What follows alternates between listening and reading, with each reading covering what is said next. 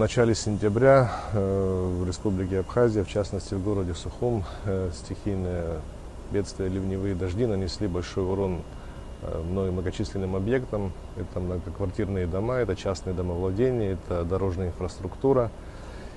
И наши братские регионы с Российской Федерацией, в частности Краснодарский край и Ханты-Мансийский автономный округ, предоставили посильную помощь в качестве стройматериалов для ликвидации стихийного бедствия. Все эти материалы они будут предназначены исключительно для ликвидации стихийного бедствия, потому что в основном пострадали кровли многоквартирных домов, частных домовладений.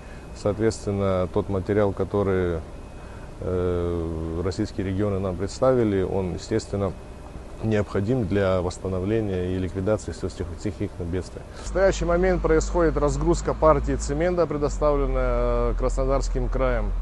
В связи с этим хочется поблагодарить руководство Краснодарского края, Ханты-Мансийского автономного округа в предоставлении количества материалов, необходимого для ликвидации стихийного бедствия.